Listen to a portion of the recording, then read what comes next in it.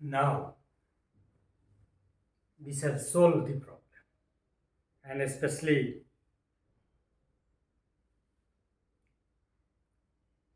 for two groups only. यहाँ एक सवाल लिखेंगे, उसको हम लोग बनाएंगे, थोड़ा सा एस्केप करेंगे क्योंकि इतना कैलकुलेशन इस बोर्ड पे हो नहीं सकता है, but hopefully you will be able to, ताकि आपको जो कन्फ्यूजन है एक्स वगैरह में है वो सब मिट जाए। एक्स स्क्वायर कहाँ क्या निकालना है, करेक्शन कैसे निकालना है, तो कंप्यूटेशन में पुट वैल्यू तो करेंगे, लेकिन हो सकता है कि हम उसको कंप्यूट नहीं करें क्योंकि जगह की कमी हो जाएगी यदि तो, लेकिन कोशिश करेंगे कि सब हट जाए तो ज़्यादा ठीक है, हम सारा का सारा वैल्यू लिख दें, क्योंकि स्टेप बाय स्टेप लिखने पे यदि कोई कन्फ्यूजन भी हो तो उसको आप दूर कर सकें। In general F test is not been employed to calculate significance of difference between two means, हमने पहले ही कहा, क्योंकि इतना जितना है उसके लिए T test is more better. For the same T test is a better option. Usually it is employed to find differences between two और मोर पेयर्स ऑफ मीन्स, मतलब दो, एक नहीं, पेयर होना चाहिए दो या फिर दो से अधिक तो ज़्यादा उसके लिए उपयोगी है। It does not mean it cannot be used for the testing of significance of difference between two means, लेकिन हम निकाल सकते हैं, निकालते हैं। Following is an ideal problem for the computation of A। मैं छोटा छोटा थोड़ा लिखूंगा, आपको बोलते जाऊंगा, उसका इस्तेमाल हम लोग करेंगे। सो एक डाटा हम लोग लिखेंगे, जैसा कि हम लोग जानते हैं, पहले A लिखेंगे, फिर B लिखेंगे, ऑब्वियस है ये डाटा तो हमारे पास है, फिर ए स्क्वायर करेंगे और बी स्क्वायर करेंगे। अब ये डाटा मान लीजिए कि हमारे पास एक कोई परीक्षा हुई जिसमें 78, 58, ज़्यादा छोटा करने में दिक्कत है,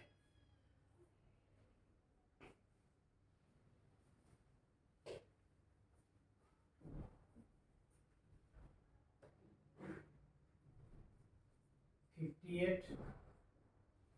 40, 30, 10, 40, 30, 10, 65, 88, 87, 80 और 25। बी में हम डाटा 10, 14, 9, 12, 20, 25, 12, 18, 14 एंड 20, और फिर इसका स्क्वायर करेंगे। ये थोड़ा मैं लिख ही देता हूँ, इतना स्क्वायर 3364, दूसरा ये वाला 3364, अब मिला लेंगे यदि थोड़ा सा कुछ छूट रहा है तो। मैं इसको कंप्यूट नहीं कर रहा हूँ, लिख दे रहा हूँ। 900, 100, 4225, फिर आपका 7744,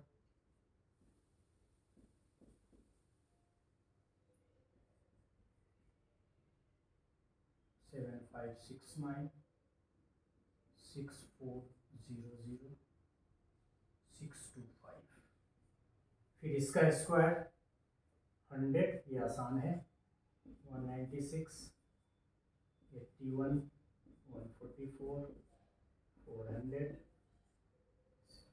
225, सॉरी ये 400 हो गया आपका, 625,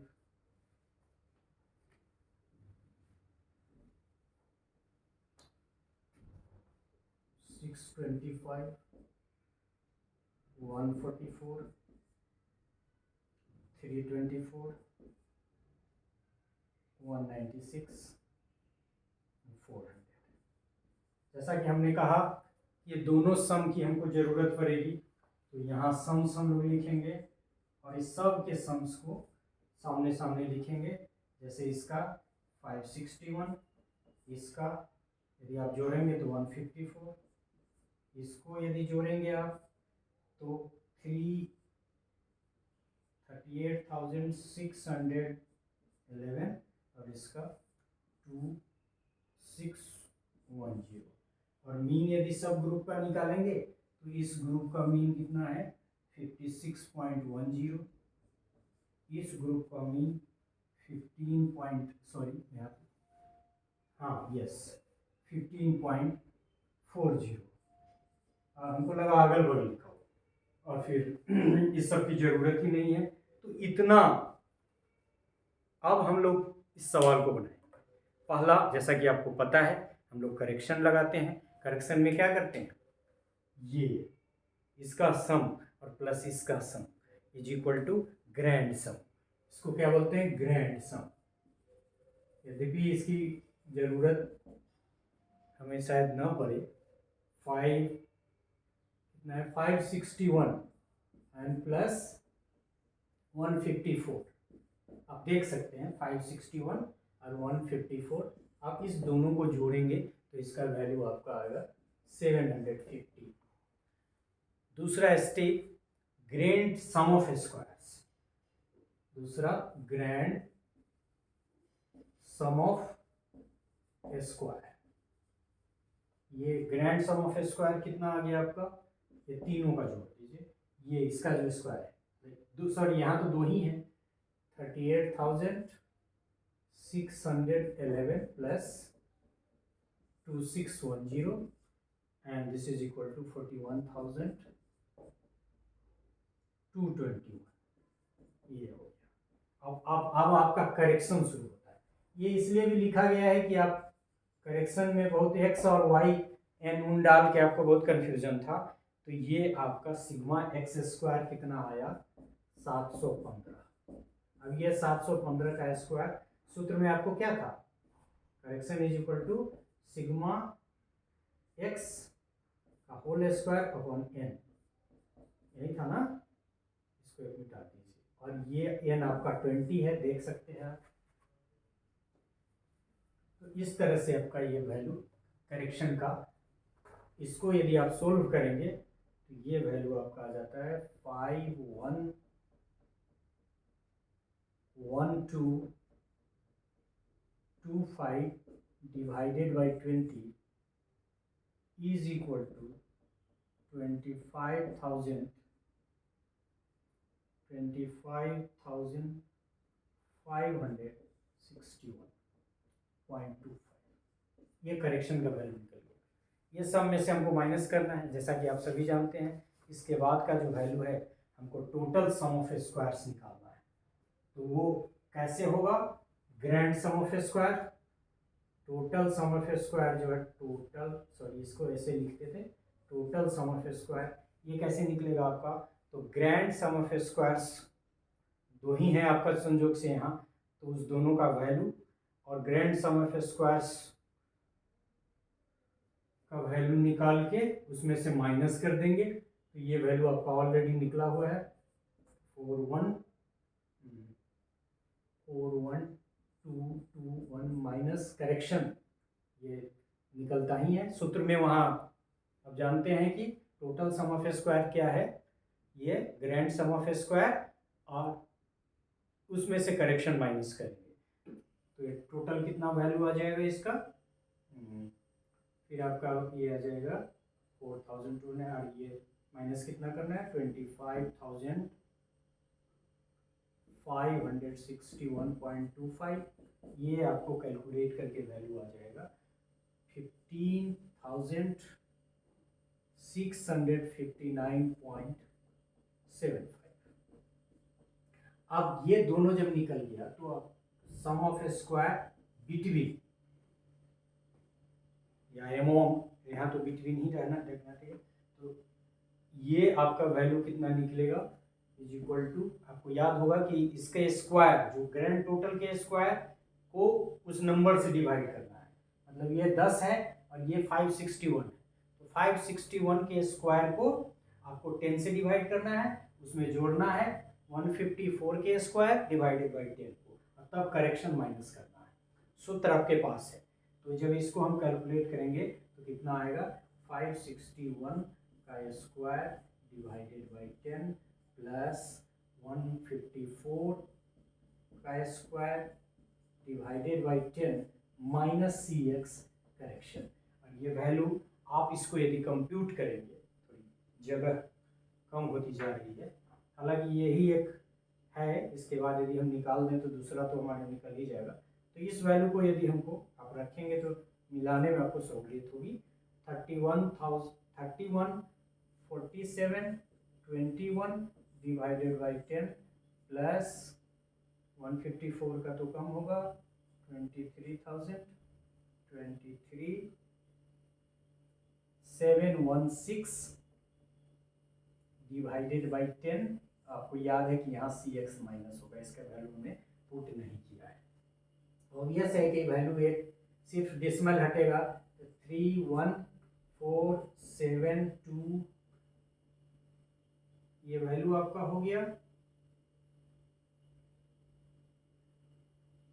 और इस दोनों का जोड़ करके उनको लगता है कि इसमें से प्लस इसको जोड़ेंगे फिर वैल्यू निकलेगा, फिर करेक्शन को माइनस करेंगे, तो इसको थोड़ा सा हम एस्केप करके इसका वैल्यू लिख देते हैं, क्योंकि वो इजीली आप फाइंड कर लेंगे। तो ये हो जाएगा 82.45 और फिर आपका सम ऑफ स्क्वायर्स विदिन, ये इस माइनस इस, तो ये वैल्यू आपका 15,659.75 और ये वैल्यू आपका 8282.45। तो विदिन सम ऑफ स्क्वायर्स का जो वैल्यू है वो आपको कितना आ जाएगा, वो आपका आ जाएगा 7377.30। ये अब मेन काम हमारा हो गया। जैसा कि आप देख सकते हैं दो ही ग्रुप है n-1, तो df1 जो पहला है वो 1 होगा, df2 जो दूसरा है उसमें टोटल 20 है, ग्रुप 2 है, इसलिए उसका मान कितना होगा, 18 होगा। मीन सम ऑफ स्क्वायर से भी निकालेंगे तो इसका तो 1 ही वैल्यू है, सॉरी ये इसका sum of square between 82.45 divided by 1, तो ये आपका वैल्यू कितना हो जाएगा, इसको मैं थोड़ा इंपॉर्टेंट वैल्यूज को जरा मैं ये करूँ, तो ये इसका मीन सम ऑफ स्क्वायर हो जाएगा, क्योंकि डिग्री ऑफ फ्रीडम 1 है और इस वैल्यू को सम ऑफ स्क्वायर बिटवीन को डिवाइड करेंगे 1 से, तो ये वैल्यू आ जाएगा। दूसरा वैल्यू आपका सम ऑफ स्क्वायर विदिन, जिसका वैल्यू 7.3 है, तो यहाँ डिग्री ऑफ फ्रीडम कितना है, 18 डिग्री ऑफ फ्रीडम से यदि उसको आप डिवाइड करेंगे तो इसका वैल्यू कितना आ जाएगा, इसका वैल्यू आपको आ जाएगा 409.85। मतलब ये दो, मैं ग्रीन से इसको लगा दे रहा हूँ, यही दो वैल्यू है जिस वैल्यू की मदद से आपको रेशियो निकालना है। मतलब जब आप 82.45 को 409.85 से डिवाइड करेंगे तो एफ का वैल्यू निकलेगा, जो वैल्यू कितना होगा वो वैल्यू आपको कंप्यूट करने पर आ जाएगा 20.21 ये निकला। अब पहले हम सवाल को देख लें, फिर इंटरप्रिटेशन पे आएंगे कि हमने ये टेबल बना लिया, ये सवाल दिया हुआ है, हमने ग्रैंड सम निकाल लिया, फिर ग्रैंड सम ऑफ स्क्वायर्स निकाल लिया, क्योंकि इसकी यहाँ जरूरत है। यही ग्रैंड सम ऑफ स्क्वायर्स के यदि n plus n1 plus n2 से डिवाइड कर देंगे या टोटल n से डिवाइड कर देंगे तो ये आपका निकल जाएगा करेक्शन। फिर सम ऑफ स्क्वायर्स ये, उसमें से करेक्शन घटाना है, ये निकल गया। विदिन सम ऑफ स्क्वायर्स में क्या करना है, ये जो इंडिविजुअल स्कोर का टोटल है उसके स्क्वायर को n1 से डिवाइड करेंगे, ये n2 से डिवाइड करेंगे, फिर उसमें से करेक्शन माइनस कर देंगे। क्योंकि इसका सीधा इस्तेमाल है तो ये वैल्यू आपका करेक्शन माइनस करके निकल जाएगा, हमने यहाँ निकाला। अब विदिन में कुछ करना नहीं है, टोटल सम ऑफ स्क्वायर में से बिटवीन सम ऑफ स्क्वायर घटा लेंगे तो विदिन निकल जाएगा, ये वैल्यू आपका आ गया। फिर इसी में हम लोगों ने डिग्री ऑफ फ्रीडम भी निकाल लिया, क्योंकि यहाँ 20 है तो n माइनस के 2 है, n 20 है तो 18 निकल गया। सो डिग्री ऑफ फ्रीडम, इसका डिग्री ऑफ फ्रीडम जो है ये तो 18 हो गया और इसका डिग्री ऑफ फ्रीडम 1 हो गया। ये भी इंपॉर्टेंट है। अब हम इस दोनों का, इसको इससे डिवाइड करेंगे, क्योंकि इसको 1 से डिवाइड किए तो इतना वैल्यू आया, इसको 18 से डिवाइड किए तो इतना वैल्यू आया। अब बिटवीन को ये विदिन से डिवाइड किया तो f का वैल्यू इतना। अब f का वैल्यू ये है क्या, इसको आप टेबल की मदद से देखिए, क्योंकि आपको पता है कि डिग्री ऑफ फ्रीडम ऊपर वाला कितना है आपका 1 और नीचे वाला कितना है 18। कहाँ लिखा है आपने, यहाँ 18 और 1। तो 1 तो आप देख सकते हैं पहले पेज पे नहीं है, ये दूसरे पेज पे। 18 के सामने यदि आप देखेंगे 1 के सामने, तो ये आपका वैल्यू ऊपर जो है 4.41 है और नीचे है वो 8.28 है। मतलब यदि वैल्यू 4.41 है तो सिग्निफिकेंट है 0.05 लेवल पे, और यदि 8.28 या उससे अधिक है तो सिग्निफिकेंट है 0.01 पे, और आपका वैल्यू तो इस दोनों से अधिक है। मतलब क्या हुआ कि देयर इज सिग्निफिकेंट डिफरेंस। पहला तो यदि हम स्टेप वाइज करें तो नल हाइपोथेसिस इज रिजेक्टेड, क्योंकि वो कह रहा है कि डिफरेंस नहीं है, हमको तो डिफरेंस आया है, सिग्निफिकेंट डिफरेंस आया है। तो ये काम आप कर लेंगे। अब हम थोड़ा सा इंटरप्रिटेशन, टेबल बनाने की ज़रूरत नहीं है, आप लिख देंगे सम ऑफ स्क्वायर, सारा वैल्यू यहाँ आपका है। आपको हमने पिछले स्टेप्स में बता दिया है, खास के प्रोसेस वाले में तो वहाँ से आप पिक कर लेंगे कि सम ऑफ सोर्सेज ऑफ वेरिएंस में लिखेंगे, फिर बिटवीन विदिन उसके नीचे लिख देंगे, फिर डिग्री ऑफ फ्रीडम दोनों का k-1, फिर n-k और फिर टोटल का, और सम ऑफ स्क्वायर्स, फिर सम ऑफ स्क्वायर्स को डिवाइड कर देंगे डिग्री ऑफ फ्रीडम से, उसको लिखेंगे मीन सम ऑफ स्क्वायर्स में, और फिर f is equal to mean sum of squares between divided by within, और तब वैल्यू निकल जाएगा। तो ये टेबल भी आपको बनाना पड़ेगा, लेकिन अब हम इसको बनाएंगे क्योंकि यू कैन डू इट। तो ये 10वां स्टेप आपका हो जाएगा यदि हम कैलकुलेशन कर रहे हैं तो।